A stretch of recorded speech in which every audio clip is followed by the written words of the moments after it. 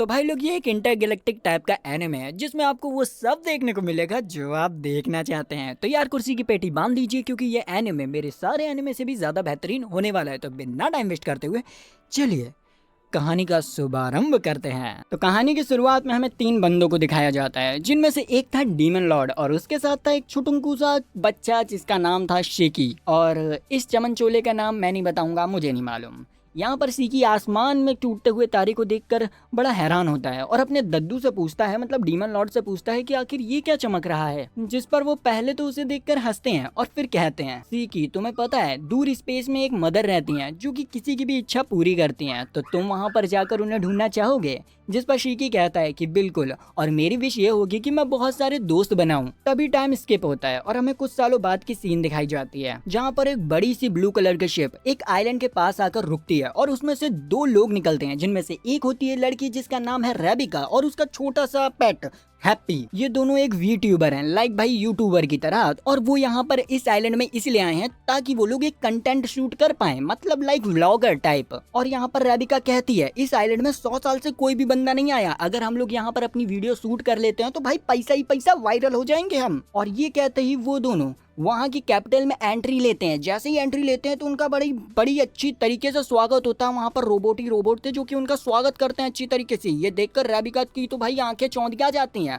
और जैसे ही उनका स्वागत खत्म होता है रेबिका कहती है कि आप ये वापस कर सकते हैं, एक्चुअली मैं कैमरा ऑन करना भूल गई थी। ये चीज उनमें से किसी को भी घंटा नहीं समझ आता है, लेकिन उनमें से जो हेड था वो एक पर्चा निकालते हुए कहता है कि अगर आप इस मिशन को पूरा कर इस मॉन्स्टर को हरा देंगी तो आपको बहुत सारा रिवॉर्ड मिलेगा। रेबिका ये सुनते ही एक्साइटेड हो जाती है और कहती है कि ठीक है, क्योंकि अगर वो इस मॉन्स्टर को हराते हुए वीडियो बना लेती है तो व्यूज ही व्यूज आएंगे। तो वो तुरंत ही जंगल में मंगल करने, मतलब उस मॉन्स्टर को मारने पहुंच जाती है। लेकिन ये मिशन उसके लिए काफी ज्यादा ही भारी पड़ जाता है क्योंकि वहां पर एक बहुत बड़ा रोबोट मॉन्स्टर था, मतलब बिल्ली। और तभी अचानक से एक बंदा आता है और उस बिल्ली को ढेर कर देता है। वो बंदा काफी ज्यादा ही अजीब था, वो मकड़ी की तरह हमारी रेबिका के पास आता है और कुछ ये सब करने लगता है क्योंकि उसने आज से पहले कभी भी किसी लड़की को, मतलब इंसान को नहीं देखा था। आप देख ही सकते हैं कि पूरा आइलैंड तो रोबोट से भरा हुआ है। यहाँ पर भाई सीकी के पास एक कीड़ा आ जाता है जिसे देखकर सीकी डर जाता है और लिटरली रेबिका की स्कर्ट के नीचे छुपने की कोशिश करता है। ये वही गाना हो गया, चोली के नीचे क्या है। रेबिका उसे मारकर दूर फेंक देती है और वो समझ चुकी थी कि ये बंदा भाई दिमाग का पागल है। तभी सीकी वापस से उसकी तरफ आने लगता है जिसे देखकर रेबिका घबरा जाती है, लेकिन सीकी उसकी तरफ दोस्ती का हाथ बढ़ाता है और बहुत क्रीपी तरीके से कहता है कि क्या तुम मेरी दोस्त बनोगी। जो देखकर रेबिका डर जाती है और उसे एक पंच मारकर वहां से भाग जाती है और सिटी में आ जाती है। सिटी में वो सबको बताने लगती है कि उसे एक क्रीपी सा बंदा मिला था। तभी वहां पर हमारा बंदा सीकी आ जाता है जिसे देखकर रेबिका हैरान हो जाती है। तो वो जो रोबोट्स होते हैं वो उसे बताते हैं कि ये यहीं पर रहता है, असल में उसने कभी कोई ह्यूमन नहीं देखा, इसलिए तुम्हें देखकर वो थोड़ा सा हैरान हो गया था। रेबिका इस चीज को समझ जाती है और वो सीकी से दोस्ती कर वो लोग फुल्ली तरीके से इंजॉय करते हैं। इधर दूसरी तरफ हम किंगडम की सीन देखते हैं जहाँ पर एक बटलर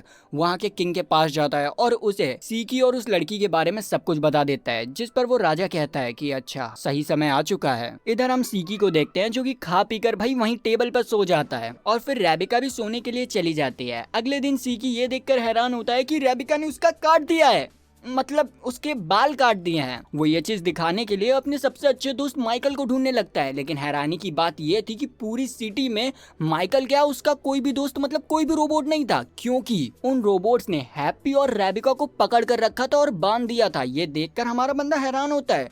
तभी वहां पर आते हैं किंग, जो कि अपने रियल इंटेंट से सीकी को बताते हैं कि वो ह्यूमन से काफी ज्यादा ही नफरत करते हैं और अब रेबिका यहाँ पर एक शिप लेकर आ गई है तो वो इन लोगों को यहीं पर छोड़कर सबके साथ स्पेस में चले जाएंगे। ये सुनकर सीकी काफी ज्यादा ही हैरान था कि इतने सालों से जिन्हें वो अपना दोस्त समझ रहा था उन्होंने उसे धोखा दिया। तभी वो सारे रोबोट्स उसके ऊपर हमला कर उसे पकड़ लेते हैं और उसे मारने लग जाते हैं। अचानक से सीकी के हाथ में एक पावर एक्टिवेट हो जाती है जिससे कि वो एक ही झटके में उन सभी को दूर फेंक देता है। इस पावर को एथर गियर कहते हैं। एथर गियर को कुछ ही लोग यूज कर सकते हैं क्योंकि इसकी पावर को कंट्रोल करने के लिए काफी कड़ी ट्रेनिंग करनी पड़ती है और हमारे बंदे को डीमन लॉर्ड ने बचपन में ही सारी ट्रेनिंग दे दी थी। यहाँ पर किंग को लग रहा था कि वो सीकी को आसानी से हरा देगा, लेकिन सीकी यहाँ पर गुस्से में तमतमाते हुए किंग को एक ही पंच में ढेर कर देता है और फिर रेबिका और हैप्पी को लेकर शिप के पास आ जाता है और उन लोगों को यहाँ से जाने के लिए कहता है। लेकिन रेबिका और सीकी को पकड़ती है और अपने साथ शिप में ले जाती है और कहती है तुम भी हमारे साथ चलोगे, और ये कहकर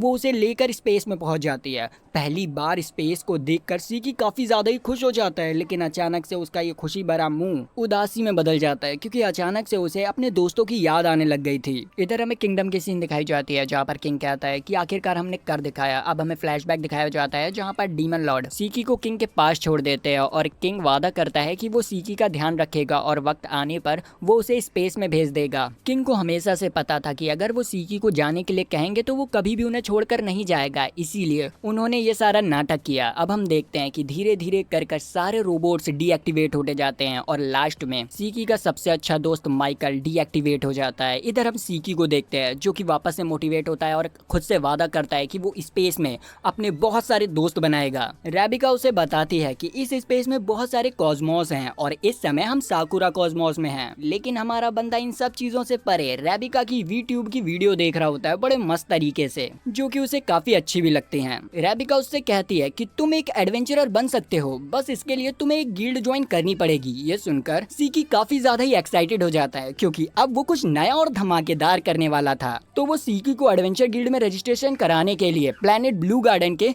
एक एडवेंचरल गिल्ड में पहुंच जाते हैं। इतनी बड़ी गिल्ड को देखकर सीकी काफी एक्साइटेड हो जाता है और पास ही में बैठे एक गंजे बंदे को पकड़ लेता है और उससे कहता है कि क्या तुम मेरे दोस्त बनोगे। रेबिका तुरंत ही उसे पकड़ के पीछे लाती है और कहती है यहाँ पर ये सारी हरकतें मत करो। तभी अचानक से सीकी की नजर मदर के एक बहुत बड़े होलोग्राम पर जाती है और भाई वो उसे सच मान लेता है और रोते हुए विश मांगता है कि प्लीज मदर मेरे बहुत सारे दोस्त बन जाए।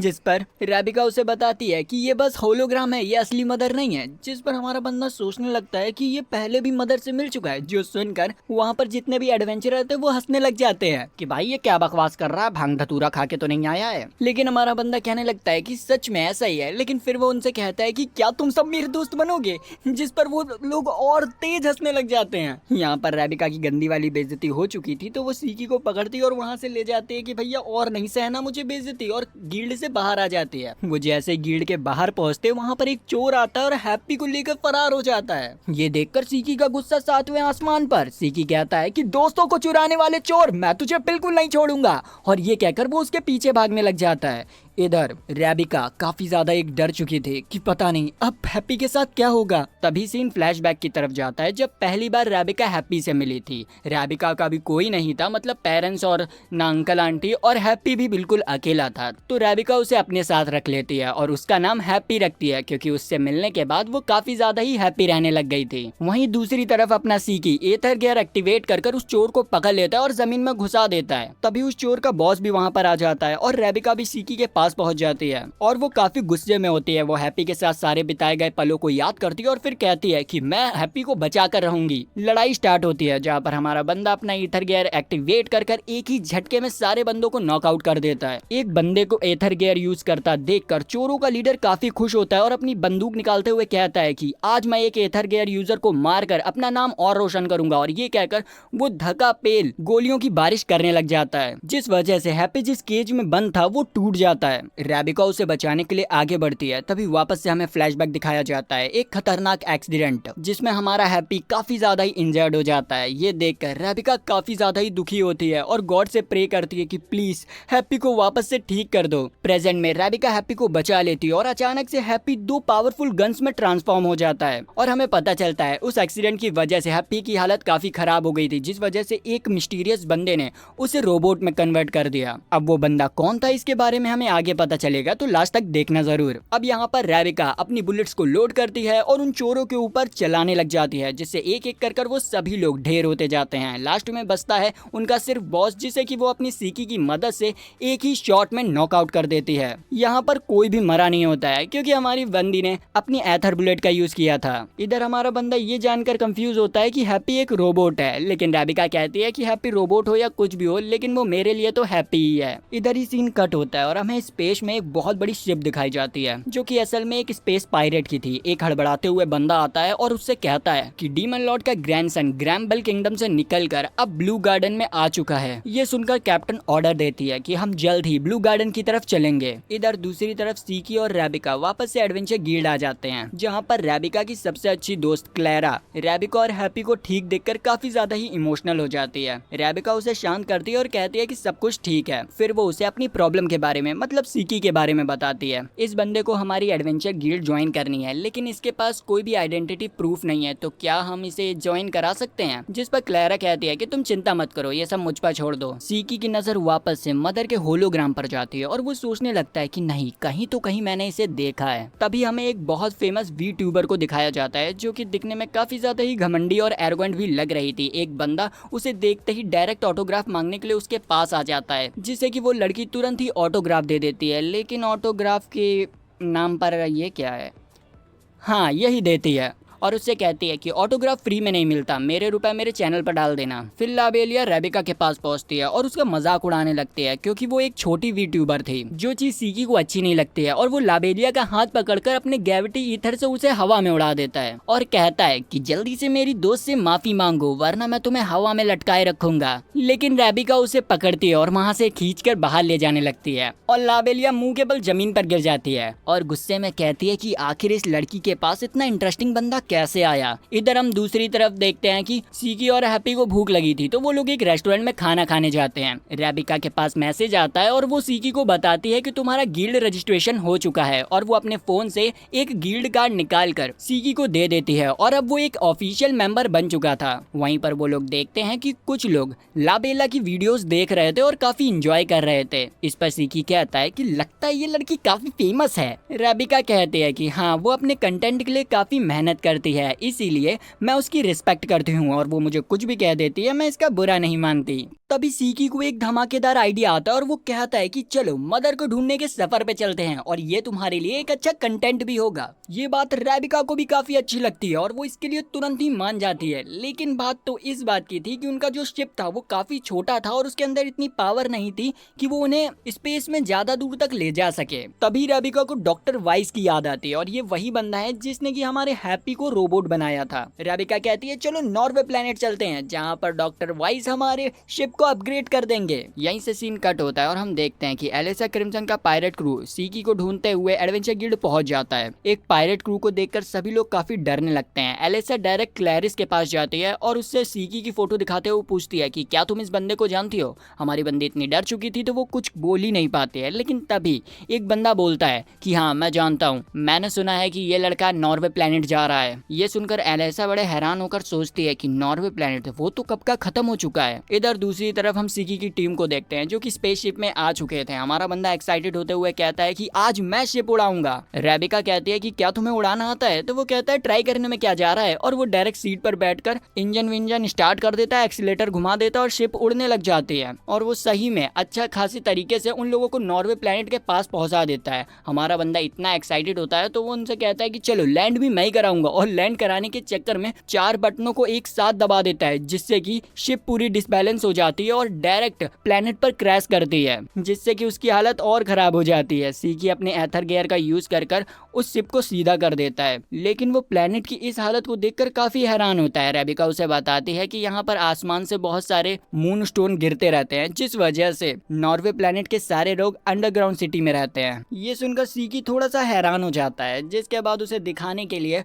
वो उसे अंडरग्राउंड सिटी ले जाती है। और भाई इतनी बड़ी बड़ी बिल्डिंग को देखकर सीकी काफी ज्यादा ही एक्साइटेड होता है और कहता है कि यहाँ पर इतनी सारी बिल्डिंग है, मैं तो यहाँ पर पूरी जिंदगी रह सकता हूँ, चलो घूमते हैं। लेकिन जिस काम के लिए आए थे वो लोग पहले वो करते हैं। वो लोग प्रोफेसर के घर पर जाते हैं, लेकिन वहाँ पर प्रोफेसर थे ही नहीं। तभी हमारे सीकी को प्रोफेसर के डेस्क पर एक चश्मा मिलता है, जिसे कि वो तुरंत पहन लेता है और जैसे ही पहनकर वो रेबिका की तरफ देखता है तो भाई वो हैरान हो जाता है, क्योंकि उसके कपड़े दिख ही नहीं रहते। जो बंदा ऐसे इन्वेंशन एक्सप्लेन कर सकता है तो आप समझ ही सकते होंगे वो कैसा होगा। यहाँ पर रेबिका वो चश्मा उससे छीनने की कोशिश करती है, लेकिन इतने में ही एक बंदा उनके सामने बंदूक तान देता है और उनसे पूछता है कि आखिर तुम कौन हो और यहाँ पर क्या कर रहे हो। जिस पर रेबिका बताती है कि मैं प्रोफेसर वाइस से मिलने के लिए आई हूँ। जिस पर वो बंदा कहता है कि तुम झूठ बोल रही हो क्योंकि प्रोफेसर वाइस तो मैं ही हूँ। तभी अचानक से सीकी को एक्सरे गॉगल की मदद से छत पर कोई दिखता है जो कि उनके ऊपर गोलियां चलाना स्टार्ट कर देता है। जिस पर रिएक्ट करते हुए प्रोफेसर तुरंत ही उन्हें छोड़कर वहां से भाग जाते हैं। जो बंदा गोली चला रहा था वो उनसे कहता है कि तुम वाइस के दोस्त हो ना, शिविर तुम्हें बिल्कुल नहीं छोड़ेगा। रेबिका को तो भाई यहाँ पर समझ ही नहीं आता कि ये सब हुआ क्या।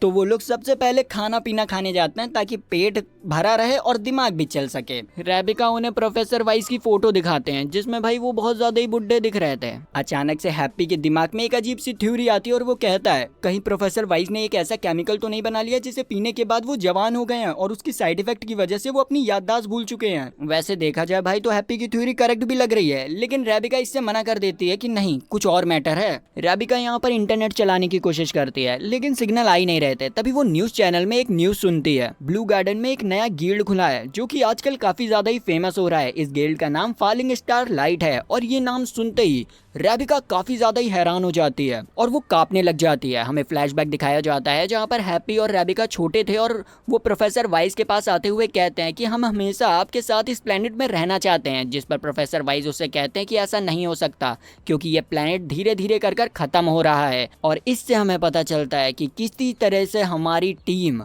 टाइम ट्रैवल कर पास्ट में पीछे आ चुकी है और इससे हमें पता चलता है कि किसी तरीके से हमारी टीम पास्ट में 50 साल पीछे आ चुकी है, मतलब टाइम ट्रैवल। रेबिका देखती है कि यहाँ की जो टेक्नोलॉजी और कार्स हैं वो भी काफी ज्यादा ही ओल्ड फैशन है। रेबिका तुरंत ही अपना सर पकड़ती है और कहती है कि नहीं नहीं नहीं, हमें शांत रहना होगा, शांत रहना होगा। तभी वहाँ पर शिविर अपने बड़े से रोबोट के साथ आ जाता है। भैया सब लोग भागना स्टार्ट कर देते हैं। शिविर से रेबिका को पता चलता है कि भैया प्रोफेसर वाइस ने शिविर का एक कीमती आइटम चुरा लिया है, इसीलिए काफी ज्यादा ही गुस्से में है। अब हमारे बंदे तो भाई फालतू में इस चक्कर में पड़ चुके थे। सीकी अपने एथर गियर का यूज करता है और रेबिका को पकड़कर वहां से भागने लग जाता है। शिविर उनके ऊपर बहुत सारे मिसाइल से अटैक करता है लेकिन हमारा बंदा इजीली उन्हें डॉज करने लगता है। शिविर अचानक से सामने आता है और सीकी को जोरदार पंच मारने की कोशिश करता है, जिसके काउंटर में सीकी भी एक पंच मारता है और भाई उसका पंच इतना मजबूत था कि वो शिविर के रोबोट को एक ही बार में ढेर कर देता है। अब यहाँ पर शिविर तो नॉकआउट हो चुका था। इसी चीज का फायदा उठाते हुए हमारे बंदे डायरेक्ट एक बार में घुस जाते हैं जहाँ पर हमारा सीकी एक रोबोट बनी गर्ल को देखकर फिदा हो जाता है और उसके पास जाने की कोशिश करता है, लेकिन हमारी रेबिका उसे खींच लेती है।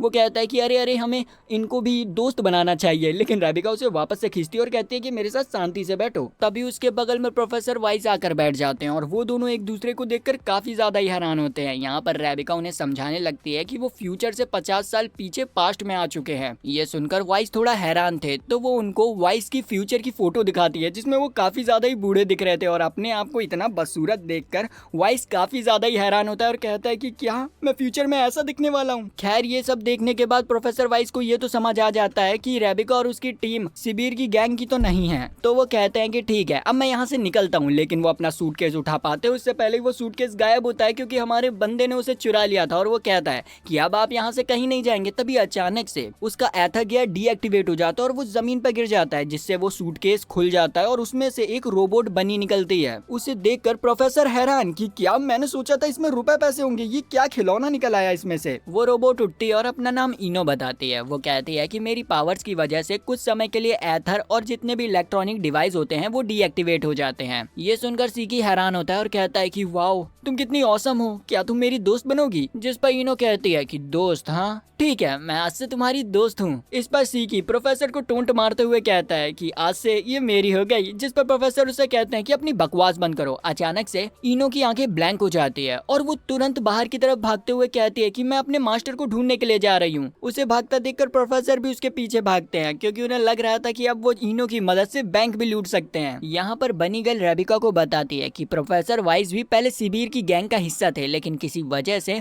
उन्होंने उसकी गैंग को छोड़ दिया। और इसी चीज के बारे में सोचते हुए रेबिका और सीकी उस बाहर से बाहर आ जाते हैं। तभी सीकी रेबिका को एक क्यूब दिखाता है जो कि उसे इनो के पास मिला था। अचानक से वो क्यूब एक्टिवेट हो जाता है और उसमें कुछ हफ्तों पहले की वीडियो थी जिसमें शिविर इनो को काफी ज्यादा ही टॉर्चर कर रहा था। ये देखकर सीकी का दिमाग खराब होता है और कहता है कि आखिर इसने मेरी दोस्त को कैसे परेशान किया, मैं इसे नहीं छोड़ूंगा। इसी दौरान इनो का सूटकेस भी खुल गया था जिसे देखकर रेबिका समझ जाती है कि असल में ये जो इनो है वो भी उन्हीं की तरफ फ्यूचर से आई है। इधर दूसरी तरफ इनो सिबीर के पास पहुंच जाती है और उससे माफी मांगते हुए कहती है कि मास्टर माफ कीजिए, मैं लेट हो गई। सिबीर उसको सजा देने के लिए सर पकड़कर उठा देता है और उसे ऐसा करते हुए प्रोफेसर उसे छुपकर देख रहा होता है। इधर रेबिका, हैप्पी और सीकी सिबीर को ढूंढ रहे होते हैं। असल में बनी गर्ल ने इन लोगों को सिबीर के इलाके का पता दे दिया था। प्रेजेंट में सीकी रेबिका से कहता है कि हटो, मुझे चलाने दो, लेकिन रेबिका मना कर देती है। वहीं सिबीर इनो को सजा देने के लिए उसका दूसरा पैर भी तोड़ने वाला था, लेकिन प्रोफेसर उसके मुंह पर पत्थर मारकर इनो को बचा लेते हैं और कहते हैं कि अब ये मेरी प्रॉपर्टी हुई। तभी वहाँ पर रेबिका एक धमाकेदार एंट्री रहती है और हमारा सीकी आते के साथ ही साथ उनके आधे से ज्यादा बंदों को ढेर कर देता है। जब सबकी नजर सीके पे थी, पीछे से प्रोफेसर इनो को लेकर फरार हो जाते हैं और उन्हीं के नीचे हमारा हैप्पी भी दबा होता है। इधर सिबीर रेबिका और सीकी के ऊपर एक बहुत बड़ा कंटेनर गिरा देता है, लेकिन सीकी रेबिका को धक्का देकर खुद उस कंटेनर के नीचे आ जाता है। सिबीर जाने से पहले फुट ब्रदर्स को रेबिका को ठिकाने लगाने का ऑर्डर देता है। इधर हमारी रेबिका काफी ज्यादा ही पैनिक कर रही थी और सीकी से बार बार कह रही थी कि अपने एथर गियर का यूज कर इसे हटा दो।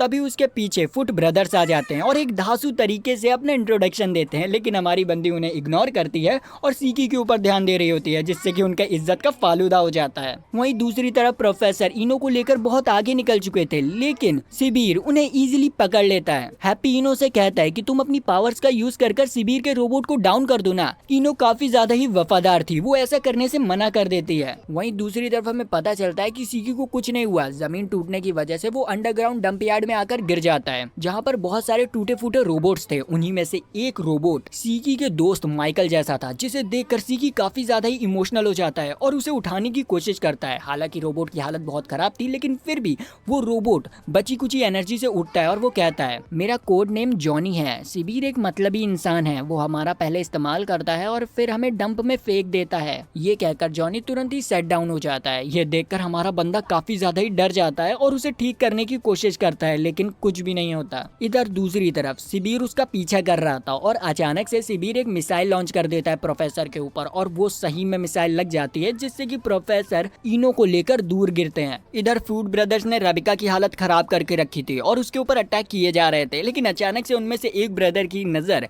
हमारी रेबिका के कुछ गलत जगह पे पड़ जाती है और वो उसी से पागल हो जाता है। जब दूसरे की जाती है तो वो भी पागल हो जाता है और वो रेबिका से कहते हैं कि तुम्हारी टांगे कितनी अच्छी हैं, जिससे रेबिका गुस्से में आकर उनके ऊपर बहुत सारी बुलेट से अटैक करती है, लेकिन वो अपनी मजबूत टांगों की मदद से उसकी सारी बुलेट्स को नल्लीफाई कर देते हैं।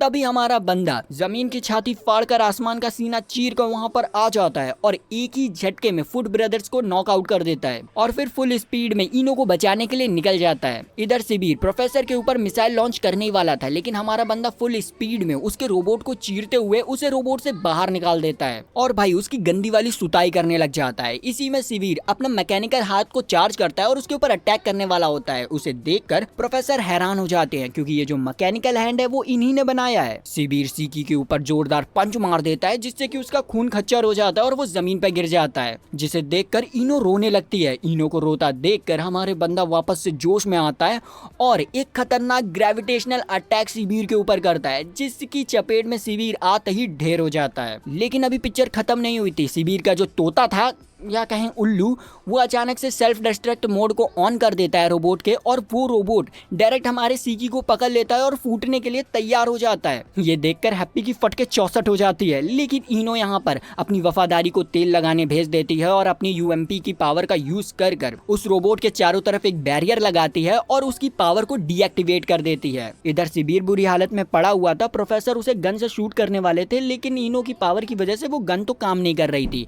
तो वो एक लोहे की चीज उठाते हैं और उससे सिबीर के हाथ को तोड़ देते हैं पूरी तरीके से। इनो सीकी को ठीक देखकर इमोशनल हो जाते हैं। इधर दूसरी तरफ हम पायरेट की शिप को देखते हैं, जहां पर एलिसा नॉर्वे प्लेनेट की तरफ आ रही थी। वापस से सीन हमारी टीम की तरफ जाता है, जहां पर रेबिका इनो के मालिक के बारे में पूछती है, क्योंकि वो भी पास्ट में आई थी तो उसे कुछ याद होगा, लेकिन यहाँ पर इनो को कुछ भी याद नहीं था। तो वो लोग सोचने लगते हैं कि शायद फ्यूचर के प्रोफेसर ने ही इसको बनाया होगा, लेकिन प्रोफेसर मना कर देते हैं कि मैं ऐसी चीज नहीं बना सकता, मुझसे मत कहो। और वो उस रोबोट को हमारे सीकी को दे देते हैं कि आज से ये तुम्हारा हुआ। तभी उन लोगों को पुलिस के सायरन की आवाज सुनाई देती है। रेबिका कहती है कि अरे हमें यहाँ से निकलना होगा क्योंकि हमारे पास कोई भी आइडेंटिफिकेशन कार्ड नहीं है, और ये कहकर वहां से भाग जाते हैं। यहाँ पर हमारे प्रोफेसर सोच रहे होते हैं कि मैं तो चिल हूँ, लेकिन तभी उन्हें याद आता है कि यार वो भी तो मोस्ट वांटेड है, तो वो भी भागना स्टार्ट कर देते हैं। पुलिस सीकी की टीम के पीछे पड़ चुकी थी और वो लोग शिप लेकर नॉर्वे प्लेनेट से निकलने की कोशिश करते हैं, लेकिन वो एक बैरियर में अटक जाते हैं और उनकी शिप इतनी कैपेबल नहीं थी कि वो उस बैरियर को तोड़कर बाहर निकल सके, तो वो लोग एक तरह से फंस जाते हैं। लेकिन तभी वहां पर एंट्री होती है प्रोफेसर वाइस की,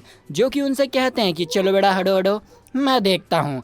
और फिर वो यहाँ पर यूज करते हैं अपना एथर गियर लिटरली, और उन्होंने अपने एथर गियर को फुल्ली मास्टर करके रखा था। वो अपनी एथर गियर का यूज कर उस शिप को एकदम से अपग्रेड कर देते हैं, जो कि तुरंत ही उस बैरियर को तोड़कर वहां से फरार होकर स्पेस पहुंच जाता है और प्रोफेसर इनो के एक पैर को भी ठीक कर देते हैं। तभी रेबिका के पास फ्यूचर वाले प्रोफेसर वाइस का कॉल आता है। रेबिका यहाँ पर उन्हें अपनी पूरी स्टोरी सुना देती है, जिस पर वो बताते हैं कि असल में काफी समय पहले क्रोमोफेज नाम के एक स्पेस मॉन्स्टर ने नेक्रो प्लैनेट का टाइम खा लिया था, जिस वजह से नेक्रो प्लैनेट का टाइम एक जगह पर रुक गया है। असल में वो है तो प्रेजेंट में, लेकिन उसका टाइम 50 साल पीछे जा चुका है। ये सुनकर हैप्पी का दिमाग घूम जाता है और उसे घंटा भी कुछ समझ नहीं आता। प्रोफेसर की नजर पास्ट वाले प्रोफेसर पे पड़ती है और वो उन्हें एक एडवाइस देते हैं कि लड़कियों से दूर रहना, वरना तुम कभी भी मर सकते हो। देखो एडवाइस भी कौन दे रहा है जो कि खुद लड़कियों से घिरा हुआ है। तभी अचानक से कनेक्शन कट हो जाता है और शिप के सामने एक बहुत बड़ी शिप आ जाती है, जो कि एलेसा क्रिम्सन की थी। ये चीज देखकर उन सभी की फट जाती है, लेकिन सीकी कहता है कि वाओ एक पायरेट शिप, कितना मजा आएगा। जिस पर प्रोफेसर कहते हैं कि अपनी बकवास बंद कर, हम बुरी तरीके से फंस चुके हैं। और ऐसा होता भी है, वो लोग इनकी शिप को कैप्चर कर लेते हैं, जिससे कि भाई रेबिका और हैप्पी के पसीने छूटने लगते हैं। तभी प्रोफेसर के सामने एलेसा क्रिम्सन की स्क्रीन ओपन होती है और वो उनसे कहती है कि अब तुम सब लोग पकड़ गए हो, अब मैं तुम सभी को बेच दूंगी। ये सुनने के बाद रेबिका की हालत और खराब हो जाती है और वो सोचने लगती है कि अगर इसने मुझे किसी भद्दे इंसान को बेच दिया तब तो मेरी जिंदगी पूरी तरीके से बर्बाद हो जाएगी। और वो ये सोच सोचकर अपना दिमाग खराब करने लगती है, लेकिन अपनी सीकी को तो घंटा भी फर्क नहीं पड़ता। वो डायरेक्ट एलेसा को चैलेंज कर देता है और कहता है कि मैं तुमसे लड़ना चाहता हूँ और अगर तुम हार गई तो मैं तुम्हारी पूरी शिप को लूट लूंगा।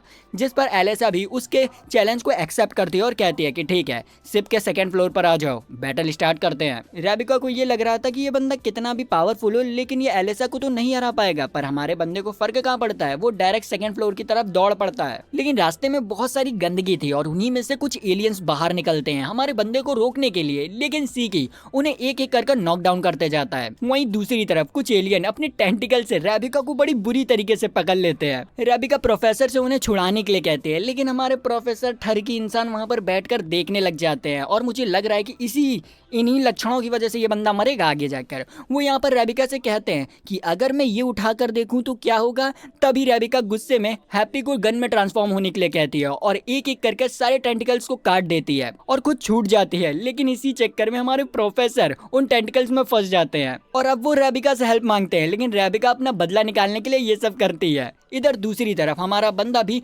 सेकंड फ्लोर तक पहुंच जाता है और उसके सामने होती है एलेसा क्रिम्सन, जो कि जैसे ही पीछे मुड़ती है भाई उसका पूरा मुंह स्केलेटन से बना हुआ था। यहाँ पर फाइट स्टार्ट होती है और सही में जैसा रेबिका ने कहा था वैसा होता भी है। एलेसा क्रिम्सन ताकतवर थी, हमारे बंदे का कोई भी अटैक उसको लग ही नहीं रहा था, मतलब इफेक्ट ही नहीं कर रहा था। तभी उसे बचपन की अपनी एक बात याद आती है जो कि दादाजी ने उससे कही थी कि तुम्हें अभी और मेहनत करना होगा सीखी, तुम्हें और ताकतवर बनना पड़ेगा और एक दिन तुम जरूर ताकतवर बनोगे। और उसी रात को उसके दादाजी आखिरी सांस लेते हैं और उसी के सामने दम तोड़ देते हैं। इधर सीकी कहता है कि जी मैं ताकतवर बनूंगा और ये कहकर वो क्रिम्सन के ऊपर वापस से अटैक कर देता है। बाहर स्पेस पुलिस ने एलेसा क्रिम्सन की पूरी शिप को चारों तरफ से घेर लिया था और उसमें जो पायलट बैठा था उसका नाम जस्टिस था और उसी के साथ विक्ट्री भी थी। और वो सब लोग जैसे तैसे करके एलेसा क्रिम्सन को पकड़ना चाहते थे। तभी उनका एक और साथी क्रीड उन्हें बताता है कि शिप के अंदर से एक और एथर गियर की एनर्जी आ रही है जो कि लगातार बढ़ती जा रही है। इधर हम देखते हैं कि सीकी फाइट करते दौरान फैसला करता है कि वो अब अपनी फुल पावर का यूज करेगा। वो अपनी अल्टीमेट ग्रेविटी गियर से एलेसा को एक पंच मारता है और उस पंच का इम्पैक्ट इतना खतरनाक था कि एलेसा शिप के सारे फ्लोर्स तोड़ते हुए डायरेक्ट ग्राउंड फ्लोर पे आ जाती है और वहां पर भी एक छेद हो जाता है, लेकिन ऑटो रीजनरेशन की वजह से वो वापस से रिपेयर हो जाता है और एलिसा वहीं पर ढेर हो जाती है। सब लोग हैरान थे कि हमारे बंदे ने इतनी खतरनाक लड़की को हरा दिया, लेकिन अचानक से एलिसा की बॉडी मेल्ट हो जाती है, जो देखकर हैप्पी डर जाता है। लेकिन तभी पता चलता है कि हकीकत में एलिसा ये थी ही नहीं,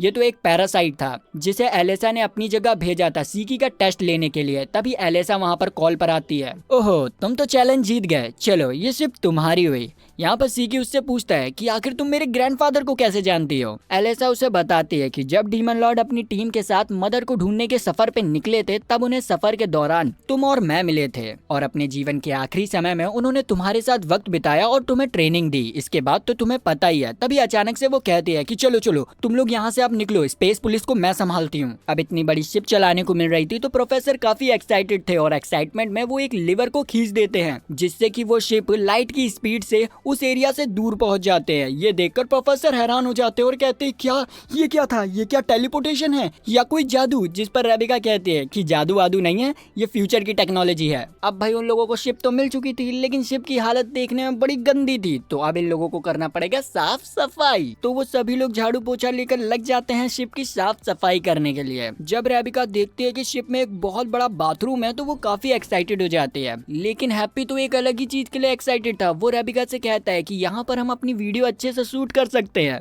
कौन सी वीडियो की बात कर रहा है ठरकी बिल्ले?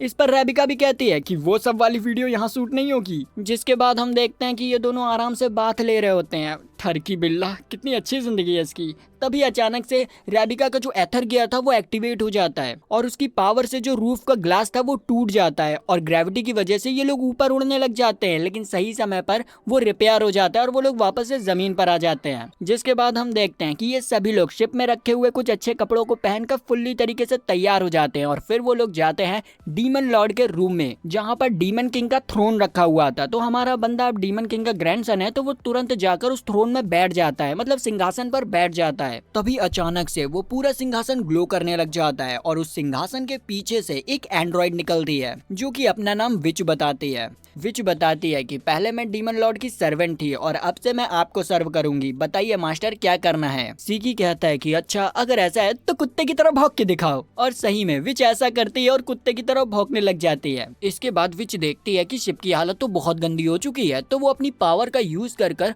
पूरी शिप को चकाचक कर देती है और हमें पता चलता है शिप का नाम, जो कि है एडन जीरो, और यही इस एनिमे का नाम भी है। और इसी के साथ इस एनिमे का यहीं पर समाप्त होता है। तो अगर आपको वीडियो अच्छी लगी, लाइक सब्सक्राइब घंटा दबाएं, हमारी फैमिली में आ जाएं। आप देखते हैं इनका सफर कितना आगे तक जाता है। तो अगर आपको इसका पार्ट 2 चाहिए तो यार सब्सक्राइब करो, कमेंट में जरूर बताना। तो मिलते हैं नेक्स्ट वीडियो में, तब तक के लिए सायोनारा।